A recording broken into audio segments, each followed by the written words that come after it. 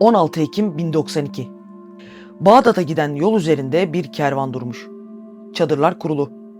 Tozlu bir ovanın ortasında Selçuklu İmparatorluğu'nun en güçlü ismi dinleniyor. Nizamülmülk. 30 yıldır devletin idaresinde. Sultanlar değişiyor ama o hep yerinde. Ordular onun emriyle hareket ediyor. Siyaset onun işaretiyle şekilleniyor. Etrafında yine bir kalabalık var. Seyyahlar, tüccarlar, dilekçe sahipleri. Herkes vezire ulaşma, derdini anlatma gayretinde. Korumalar belli bir mesafede bekliyor. Gerginlik yok. Çünkü burada güvenlik bir önlem değil, doğal bir varsayım. Kalabalığın içinden diğerleriyle birlikte biri yaklaşıyor. Sıradan bir derviş. Elinde bir dilekçe, yüzünde talepkar bir ifade. Korumalar bakıyor ama adamı durdurmuyor. Sonra bir an bir el zırhın arasındaki boşluğu buluyor. Sırta saplanan hançer sessiz, darbe kesin. Nizamülmülk yere düşüyor. Korumalar o anda harekete geçiyor. Kılıçlar çekiliyor, bağırışlar yükseliyor. Ve derviş yakalanıyor. Oysa kaçmaya çalışmıyor derviş. Direnmiyor. Çünkü kaçmak planının bir parçası değil. O oraya ölmek için gelmiş. O gün bir vezir öldürüldü. Ama aslında yıkılan şey başkaydı. Güven duygusu ve dokunulmazlık inancı. Bu sıradan bir cinayet değildi. Bu bir duyuruydu. Ve o duyurunun arkasında yıllardır görünmeden çalışan bir sistem vardı.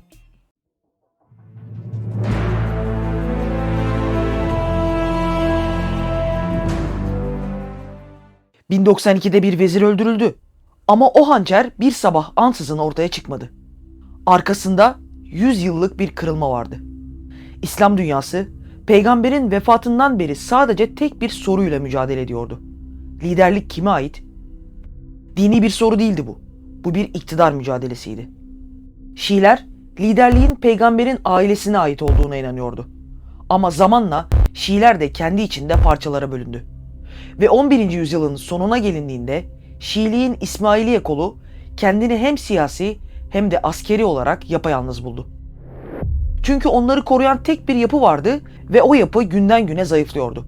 Yani Fatımi Devleti. Mısır'daki saray artık eski gücünde değildi.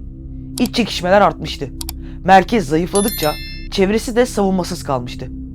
Aynı dönemde Büyük Selçuklu Devleti Sünni dünyanın askeri ve siyasi gücü olarak yükseliyordu.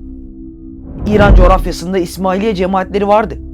Ama ne bir orduları vardı, ne bir başkentleri, ne de onları koruyacak merkezi bir güç. Dağınıktılar ve baskı altındaydılar. Sadece inançlarıyla ilgili bir mesele değildi artık bu. Hayatta kalmaya çalışıyorlardı. Ve hayatta kalmanın iki yolu vardı. Ya büyük bir güce sığınmak ya da kendi gücünü alışılmışın dışında bir yöntemle yeniden üretmek. Onlar gibi köşeye sıkışmış bir topluluk için açık savaş intihar demekti. Ama görünmez bir mücadele bu henüz denenmemişti. Çaresizlik bazen zayıflatır. Ama bazen de insanı radikal düşünmeye zorlar. Ve tam bu noktada bir isim ön plana çıktı. Hasan Sabbah. O bu sıkışmışlığı bir kader olarak değil, bir fırsat olarak gördü. Hasan Sabbah sıradan bir adam değildi. 1940'larda İran'da doğdu. Rey şehrinde iyi bir eğitim aldı. Matematik, mantık ve kelam okudu. Hayatı boyunca iki şeyle ilgilendi. Bilgi ve düzen.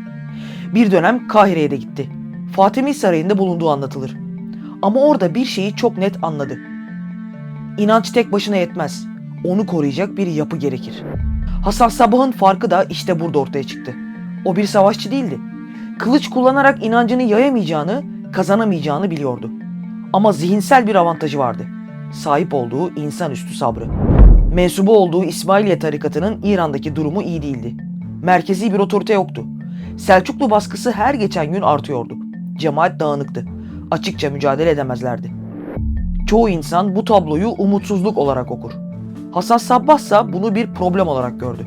Ve problemler çözülebilirdi. Eğer büyük bir güç olamıyorsan, o büyük gücü içeriden kırarsın.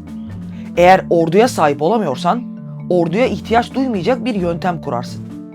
Bu noktada mesele inanç olmaktan çıktı. Bu bir organizasyon meselesiydi artık. Ve her organizasyon için bir merkez gerekiyordu. Bu amaçla 1088'de kuzeye yöneldi. Elburz dağlarına. Orada bilinen bir kale vardı. Alamut. Mükemmel bir yerdi burası. Ulaşılmazdı ama görünürdü. Tepedeydi ama yolun üstündeydi. Ticaret yollarına yakındı ama kimse oraya tırmanmak istemezdi. Dağın tepesinde duruyordu. Sessiz, yalnız ama her şeyi gören. Fakat küçük bir sorun vardı. Çünkü bu kale bir başkasının kontrolündeydi. Hasan buraya orduyla değil, birkaç yoldaşıyla geldi. Önce köylü kılığında bir adam girdi kaleye. Sonra esnaf gibi davranan birkaç adam daha. Her biri İsmaili inancını taşıyordu ama kimse bunu bilmiyordu. Aylarca beklediler. Kalenin içinde yavaş yavaş kök saldılar. Muhafızlarla dost oldular, insanlarla ticaret yaptılar. En önemlisi de kale komutanının güvenini kazandılar. Ve 1090 yılında bir sabah kale komutanı artık kendi evinde misafir olduğunu idrak etti. Hasan ona bir kese altın verdi ve nazikçe kaleyi terk etmesini istedi. Savaş olmadı, kan dökülmedi, gürültü çıkmadı. Çünkü en başından yöntemi kesin ve netti. Açık savaş yok, görünür fetih yok. Yavaş ilerleme, içeriden kontrol. Alamut artık sadece bir kale değildi, bir merkezdi, bir laboratuvardı, bir modeldi. Dağın tepesinden aşağıya bakıyor ve şu mesajı veriyordu. Biz görünmeyebiliriz ama buradayız. Ve siz sandığınız kadar güvende değilsiniz.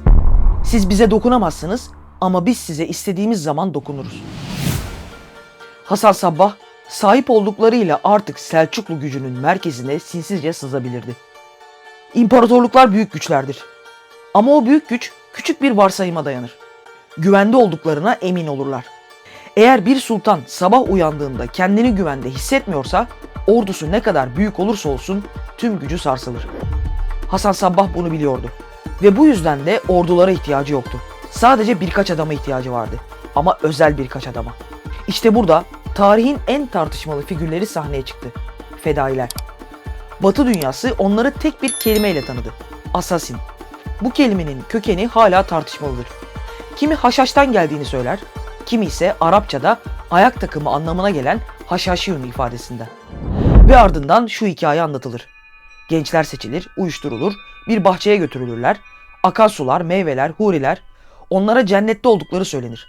Sonra uyandırılırlar ve denir ki bu mutluluğa geri dönmenin tek yolu var, bize koşulsuz itaat edeceksin. Bu anlatı en çok Haçlı kroniklerinde geçer. 10 yıllar sonra bölgeye gezen Marco Polo da bu hikayeyi tekrar eder. Ve böylece Haşhaşiler uyuşturulmuş fanatikler olarak tarihe kazanır. Ama burada bir duralım. Bu hikayelerin çok büyük bir kısmı Hasan Sabbah'ın düşmanlarından gelir. Ve düşmanlar korktukları şeyi daima küçültmek isterler. Onlar çok zekice bir sistem kurdu demek zor gelir. Ama uyuşturulmuş gençleri kullandılar demek rahatlatıcıdır. Oysa gerçek her zaman soğuktur. İşte gerçekler. Fedailer rastgele seçilmezdi. Onlar gönüllüydü. Genç, eğitimli, disiplinli insanlardı. Neredeyse hepsi Alamut'a kendi isteğiyle geliyordu. Çünkü inanıyorlardı. İsmaili öğretisine sıkı sıkı bağlıydılar. İmamet inancına sadıktılar. Ve en önemlisi yaptıkları eylemin siyasi anlamının farkındaydılar. Bu anlatıldığı gibi bir sarhoşluk hali değildi. Bilinçli bir bağlılıktı. Hasan Sabbah'ın kurduğu sistemde fedailer uzun süreli sızma yapabiliyordu. Hedeflerine yaklaşmaları aylarca, bazen yıllarca sürerdi. Ve doğru an geldiğinde tek bir darbe indirirlerdi. Böylece hedef sadece ölmezdi. Ölümle birlikte bir mesaj açığa çıkar ve kocaman haliyle tam ortada dururdu. Bir vezir öldüğünde asıl ölen güven duygusu olurdu. Bir komutan öldüğünde asıl sarsılan ordu değil, dokunulmazlık hissiydi. Bu yüzden fedailer kaçmıyordu. Çünkü onların ölümü bile stratejinin bir parçasıydı. Ve işte burada sistem tamamlandı. Alamut merkez, Hasan zihin, fedailer uygulama. Ve korku artık bir duygu değil, örgütlü bir araç. Alamut'tan çıkan mesaj artık İran'la sınırlı değildi. Sistem çalışmaya başladığında etkisi de genişledi. Çünkü Haşhaşiler orduyla ilerlemiyordu. Kimseye savaş ilan etmiyordu. Toprak fethetmiyordu. Sessizce yaklaşıyor, tek bir hamle yapıyor ve ortadan kayboluyordu. Ama o tek hamlenin etkisi aylar boyunca devam ediyordu. Bu yüzden Nizamülmülk'ün öldürülmesi sadece bir başlangıç oldu. Sonrasında herkes şunu anladı. Bu tek seferlik bir hamle değil, bir yöntem. Selçuklu tarafından bakarsak da dert sadece vezirin ölmesi değildi. O vezir devletin hafızası ve gölge hükümdarı haline gelmiş olan Nizamülmülk'tü ve kalabalıklar arasında en korunaklı olduğu insanların yanında öldürülmüştü. Bunun üzerine Selçuklu orduları Alamut'u kuşatmayı denedi. Kaleler hedef alındı. Ama artık biliyoruz ki Haşhaşiler tek bir kalede toplanmış bir ordu değildi. Bir kaleyi kuşatabilirsiniz ama bir ağı kuşatamazsınız. Zamanla da Alamut'taki tehdidi tamamen yok etmenin çok zor olduğunu anladılar. Denge kurmaları gerekiyordu. Böylece çatışma ve müzakere arasında gidip gelen uzun bir ilişki başladı aralarında. Selçuklu Devleti çok önemli bir askeri güçtü. Ama bölgenin tek aktörü değildi. Bağdat'ta askeri olarak zayıf ama sembolik olarak çok güçlü bir merkez daha vardı. Abbasi halifeliği. Haşhaşiler burada farklı bir taktik uyguladı. Açık saldırı yerine mesaj. Halifenin sarayına kadar sızabildiklerine dair rivayetler yayıldı. Halifenin yastığının altına bir hançer ve bir not bırakıldığının hikayesi anlatılır. İsteseydik öldürürdük yazıyormuş notta. Bu olayın ayrıntıları tartışmalıdır. Ama önemli olan zaten şu. Bu rivayet bile tek başına yeterliydi. Çünkü korku her zaman gerçekli değil, ihtimallerle çalışır. Abbasi yönetiminin çok telaşlanmış olduğu kesin. Eğer sarayın içinde halifenin odasına kadar girilebiliyorsa hiçbir yer tamamen güvenli değil diye düşünmüşlerdir.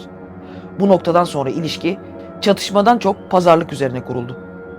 Ama dengeler sadece Müslüman dünyası içinde kurulmadı. 1099'da Kudüs düştüğünde bölgeye yeni bir aktör girdi. Haçlı devletleri. Haşhaşiler için bu yeni güç ne tamamen düşmandı ne tamamen müttefik. Stratejileri tanıdık ve evrenseldi. Düşmanımın düşmanı dostum olabilir. Bazı dönemlerde çatışma yaşandı aralarında. Bazı dönemlerde temas kuruldu. Hatta kimi Haçlı lordlarının Haşhaşilere ödeme yaptığı da bilinir. Bu bir ideolojik tutarsızlık değil, küçük bir gücün hayatta kalma refleksiydi. Haşhaşiler taraf tutmadı. Çünkü taraf tutmak bağımlı olmak demekti. Ve bağımlılık onların sistemine aykırıydı. Bu esneklik, bu denge siyaseti Haşhaşileri onlarca yıl ayakta tutan tek şeydi. Küçük bir güç, büyük aktörlerin arasında manevra yaparak hayatta kaldı. Ama her sistemin bir sınırı vardır ve korku her zaman işe yaramaz. Çünkü bir gün bunların hiçbirinden korkmayan bir güç ortaya çıkar. Ve o güç geldiğinde o güne kadar kurulan tüm denge siyaseti bir anda uçup gider. 1256 yılı. Doğudan bir ordu ilerliyordu. Bu kez karşılarında Selçuklu yoktu. Abbasi yoktu. Haçlı lordları da değildi son hızla gelen. Ve kesinlikle pazarlığa açık değillerdi. Cengiz Han'ın torunu Hülagü Han komutasındaki Moğol ordusu İran'a doğru sistematik bir yıkımla ilerliyordu. Şehirler teslim oluyordu. Direnenler yok ediliyordu. Moğollar diğerlerinden farklıydı. Onlar korkuyla yönetilmiyordu. Onlar korkunun ta kendisiydi. Haşhaşiler için kesinlikle yeni bir durumdu bu. Selçuklu denge kurardı. Abbasi pazarlık yapardı. Haçlılar kendi çıkarlarına bakardı. Alamut yıllarca onların çeşitli kuşatmalarına denge kurarak dayanmıştı. Ama işte bu kez karşılarındaki sıradan bir ordu değildi. Şöyle söylersek daha iyi anlaşılabilir. Haşhaşiler çimense Moğollar dev bir çim biçme makinesiydi.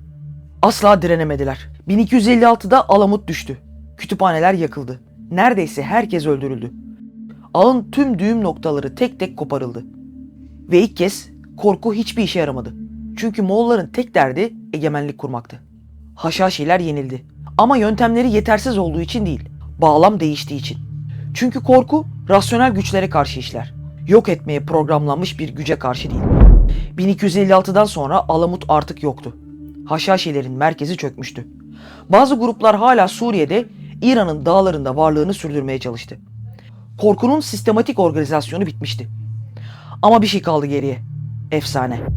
Çünkü Haşhaşiler fiziksel olarak yok olsa da yarattıkları etki yok olmadı. Assassin kelimesi dilin ve kültürün içine yerleşti. Hikayelerde, romanlarda, filmlerde yaşadı. Bu anlatımlar yüzyıllarca tekrarlandı. Batı'da assassin kelimesi haşhaş kelimesinden türetildi. Ve bu kelime zamanla suikastçı anlamına geldi. Ama bu hikayenin tarihsel hiçbir dayanağı yok. Ne dönemin İslami kaynaklarında ne de Haşhaşilerin kendi metinlerinde böyle bir şeyden bahsedilmiyor. O zaman bu hikaye nereden çıktı?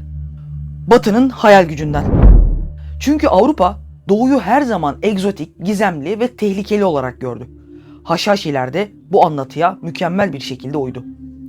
Ama gerçeğin her zaman soğuk ve zalim olduğunu biliyoruz. Haşhaşiler uyuşturucuyla kontrol edilmiyordu. Ama Batı bunu kabul etmek istemedi. Çünkü o zaman onların mantığını, stratejilerini ve sistemlerini anlaması gerekirdi. Oysa onları sadece deli fanatikler olarak görmek çok daha kolaydı. Haşhaşiler yok oldu. Ama geriye tek bir soru kaldı. Onlar bir terör örgütü müydü? Bu soruyu bugünün kavramlarıyla sormak kolay. Ama 11. yüzyılın dünyası bugünün dünyası değildi. Evet, suikast yaptılar, korku yaydılar. Ama rastgele bir şiddet uygulamadılar. Seçici, hesaplı ve mesaj odaklıydılar. Bir düzeni yıkmaya değil, kendi varlıklarını sürdürmeye çalışıyorlardı. Bu onları haklı yapar mı? Selçuklu için hayır. Abbasiler için hayır. Öldürülenler için asla değil. Ama köşeye sıkışmış bir topluluk için belki de bu onların tek seçeneğiydi. Haşhaşiler bir devlet değildi, bir yöntemdi. Bu küçük güç askeri olarak kazanamayacağını anladığında gücün tanımını değiştirdi. Toprak yerine algıyı hedef aldı. Savaş yerine seçici şiddeti. Ordular yerine düğüm noktalarını. Bu model kendi bağlamında işe yaradı da. Ama bağlam değiştiğinde çöktü. Yine de tamamen kaybolmadı. Bugün kaleler yok ama ağlar var. Hançer yok ama görünmez operasyonlar var. Araçlar değişti, mantık değişmedi. Küçük bir güç, büyük bir gücü her zaman yenemez. Ama onun güven duygusunu hedef alabilir. Ve bazen en büyük sistemler içeriden sarıldığında çöker. Şimdi asıl soru şu: köşeye sıkıştığında sen ne yaparsın? Açıkça savaşır mısın? Yoksa görünmez olup korku mu üretirsin? Hangisi daha ahlaki? Hangisi daha gerçekçi? Yorumlarda tarafını seç. Tarih bize tekrar tekrar şunu gösteriyor: İnançlar tek başına savaş çıkarmaz. Hakaretler tek başına imparatorluk yıkmaz. Olaylar tek başına tarihi değiştirmez. Asıl belirleyici olan o olayların arkasındaki güç hesabıdır. Eğer bu hikayede gücün nasıl organize edildiğini merak ettiysen, bir kutunun nasıl bir savaş başlattığını anlattığım videoya geçebilirsin. Ama eğer kökeni daha gerilerde arıyorsan, İran'ın neden Şii olduğunu anlattığımız video tam sana göre. Çünkü yüzey değişir ama güç hesapları hiçbir zaman değişmez. Bir sonraki kırılma noktasında görüşürüz.